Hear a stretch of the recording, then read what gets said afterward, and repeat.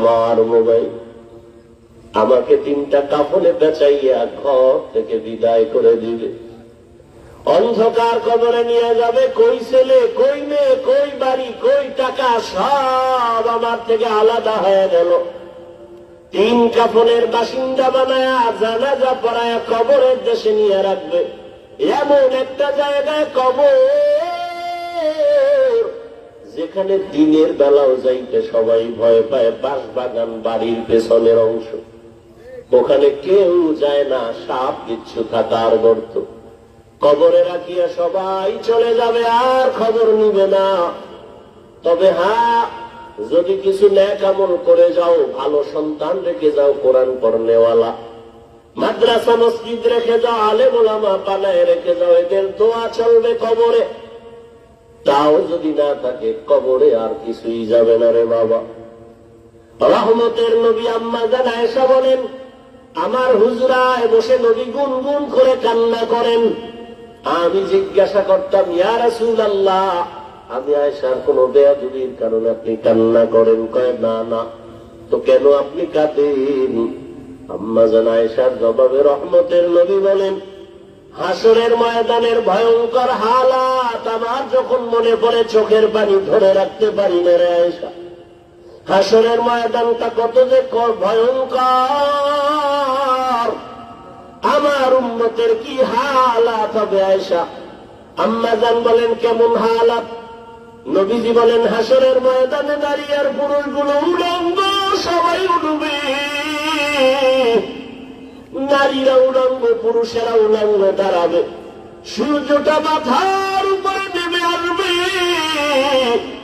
সূর্যের গরমে জমিনটা তামা হয়ে যাবে। নাফরমানদের মাথার মগজগুলো ভাতের মারের মতো ফুটতে থাকবে। ওদিকে জাহান্নামের আওয়াজ, জাহান্নাম চিৎকার দিয়ে বলবে, ও দয়ার মালিক, বেনামাজি গুলো কই, নাফরমান গুনাহগার গুলো আমার পেটে দাও। নবী বলেন, ওদিকে আমার আল্লাহ রাগান্বিত আওয়াজ দিয়ে ফেলবেন, কুদরতের আওয়াজ দিবেন, বড় ভয়ঙ্কর আওয়াজ। লিমানিল মুলকুল ইয়াউম লিল্লাহিল ওয়াহিদিল কাহ্হার। নবীজি বলেন, আমার আল্লাহ এতটা রাগান্বিত, কুদরতের আওয়াজ দিবেন যে হাসরের ময়দানটা থরথর করে কেঁপে উঠবে। জাহান্নামের আওয়াজ, এমন অবস্থা হবে যে নবীদের কোনো গুনাহ নাই, সে নবীরাও কান্না শুরু করবেন। আদম আলাইহিস সালাম কান্না করবেন, মূসা নবী কাঁদবেন, ঈসা নবী কান্না করবেন, ইব্রাহিম নবী কান্না করবেন, নূহ নবী কান্না করবেন। উম্মতেরা পাগলের মতো দৌড়াবে, কোথায় যাবে? একটু পরিত্রাণ পাওয়ার জন্য। আদম নবীও বলবে, আমি পারবো না, যাও, কোন উম্মতেরা সুপারিশ করতে পারবো না। মূসা নবী তারায় দিবেন, ঈসা নবী তারায় দিবেন। সর্বশেষ রহমতের নবী বলেন, আয়েশা, উম্মতেরা পাগলের মতো হয়ে যাবে। এক পর্যায়ে তারা আমি মুহাম্মদের তালাশ করতে থাকবে। আম্মা জান বলেন, ইয়া রাসূলুল্লাহ, উম্মতেরা ওই কঠিন সময় আপনাকে কোথায় পাবে? মায়ার নবী কাঁদেন আর বলেন, আয়েশা, ওই কঠিন সময় আমি একমাত্র আমার রবের সামনে সিজদায় পড়ে মাকামে মাহমুদে কান্না শুরু করব। মূসা নবী কাঁদবেন নিজের জন্য, ঈসা নবী কান্না করবেন নিজের চিন্তায়, আদম নবী কাঁদবেন নিজের চিন্তায়, আর আমি মুহাম্মদ কান্না করব, একবারও বলবো না আমার কথা, আমি বারবার বলবো, আমার উম্মতের কি উপায়? আমি আমার মাওলাকে বলবো, আল্লাহ, আমার উম্মতের খবর কি?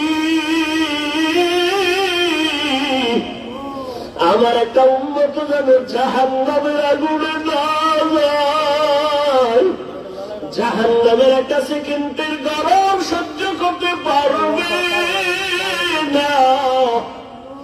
আমার আল্লাহ তখন আমার কান্না সহ্য করতে পারবেন না। তুমি তো বলবেন, হে নবী, আপনি মাথা উঠান, আপনার কান্না আমি আল্লাহ সহ্য করতে পারি না। আমাকে তখন আমার আল্লাহ বলবে, যান, আপনার উম্মত গুলো বাছাই করে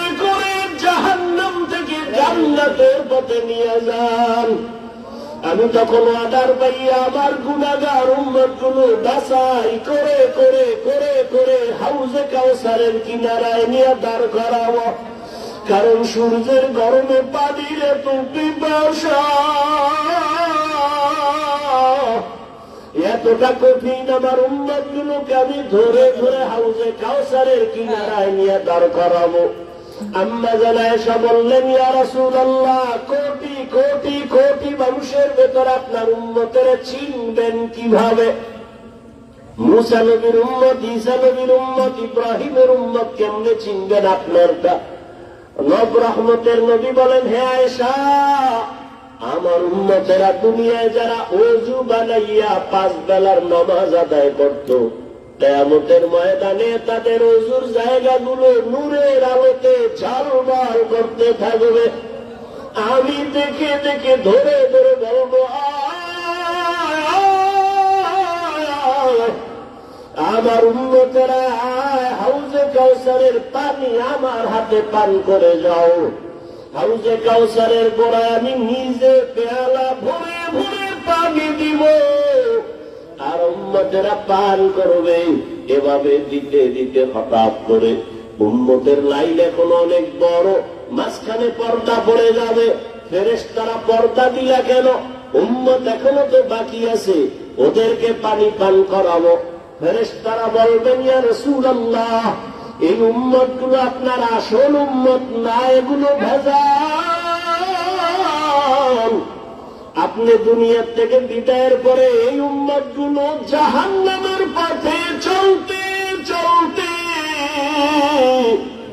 এতটাই বেপরোয়া হয়ে গেছে, নিজেও নামাজ পড়ে নাই, অন্য নামাজ পড়তো তাও পছন্দ করে নাই। নিজেও দাড়ি রাখে নাই, অন্য দাড়ি রাখবে তাও পছন্দ করে নাই। নিজেও হালাল খায় নাই, অন্য হালাল খাবে তাও পছন্দ করে নাই। রহমতের নবী বলেন, আয়েশা, তখন আমি রাগান্বিত হয়ে বলবো, সহকান সহকা লিমান গায়্যারা মিন বাদি। নবী বলবেন, ভেগে যা, তোরা আবার উম্মত না। ও মনোহরগঞ্জের মুসলমান মা বোনেরা, বৃদ্ধ বাবাজিরা, যুবক বাবারা, জানি না ওই কাতারে কে পড়িয়া যাব। নবী যদি তাড়াইয়া দেয়, তোমার আমার কপালে যদি ওই ধমকটা পড়িয়া যায়, আমার মাওলা গাইবে আওয়াজ দিয়া বলবেন, ও জাহান্নামের ফেরেশতারা, এদেরকে ধর, জাহান্নামের শিকলটা লাগাইয়া জাহান্নামের দিকে নিয়ে যাও। وسيق الذين كفروا إلى جهنم زمرا। ওরে আল্লাহর বান্দারা, সূর্যের গরম সহ্য করতে পারো না, পেটের বাড়ি সইতে পারো না, মশার কামড় সহ্য করতে পারো না, জাহান্নামের আগুনের গরম কেমন করে সহ্য করবারে বাবা? এখনো যদি আল্লাহর আযাবের ভয় অন্তরে আসে, 2 ফোঁটা চোখের পানি ছেড়ে গোপনে আবার মালিকের ডাক দাও। মনে মনে বলো, হে আল্লাহ, জীবনে কত গুনাহ করলাম, দাড়ি কাটলাম, নামাজ ছাড়লাম, বেপরদায় চললাম, ওলামায়ে কেরামরা কত বুঝাইল, তারপরও নামাজ পড়ি নাই, দাড়ি রাখি নাই, বেপরদায় চলা বন্ধ করি নাই। আজকে থেকে তৈরি হয়ে গেলাম, আর নামাজ ছাড়বো না, বেপরদায় চলবো না, দাড়ি কাটবো না, মা বাবারে কষ্ট দিয়া বরদোয়া নিব না, ওলামায়ে কেরামের দোয়া নিয়া, শিক্ষকের দোয়া নিয়া, নবীর তরিকা মেনে চলবো রে বাবা। হেদায়েতের মালিক আমার আল্লাহ। কপাল যদি ভালো হয় তওবা করো, কয়দিন আর দুনিয়ার বাহাদুরি করবা। চোখের সামনে কত যুবকের লাশ আর লাশ, এই জীবনে কত যুবকের জানাজা পড়ায় কবরে রাখলাম রে বাবা। ডানে বামে তাকায় দেখো কত আপনজন বন্ধুরা চলে গেল, একদিন তোমার চলে যাওয়ার ডাক চলে আসবে। ওই দিনটা আসার আগে তওবা করে দাও। মা বাবার দোয়া নিয়া, শিক্ষকের দোয়া নিয়া, উলামায়ে কেরামের পরামর্শ নিয়া, নবীর আদর্শে জীবনটা গড়াও। মরিয়া গেল তুমি অমর হয়ে থাকবে, নবীর আদর্শের মালা গলায় লাগাও। আর নামাজ ছাড়িও না, দাড়ি কাটিও না, বেপরদায় চলিও না রে বাবা। তওবা করে না ও বৃদ্ধ বাবাজি, ও পর্দার আড়ালের মা বোনেরা।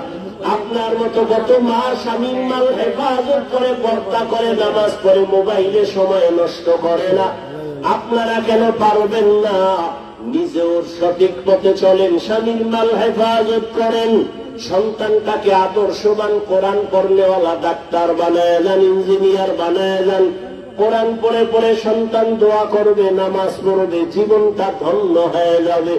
ও আল্লাহর বান্দারা, তওবা করার মতো যদি অন্তর তৈরি হয়, মুনাফিকি অন্তরে যদি না থাকে, খাঁটি তওবার নিয়ত যাদের আছে, দুটো হাত আমার আল্লাহকে দেখাইয়া দাও।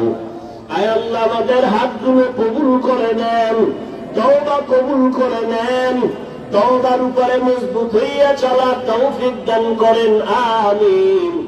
আলহামদুলিল্লাহি রাব্বিল আলামিন, والصلاة والسلام على سيد الأنبياء والمرسلين وعلى آله وأصحابه أجمعين. يا أرحم الراحمين، يا أرحم الراحمين، يا أرحم الراحمين. رب ارحمهما كما ربياني صغيرا. اللهم إنك عفو كريم تحب العفو فاعف عنا. اللهم إنا نسألك رضاك والجنة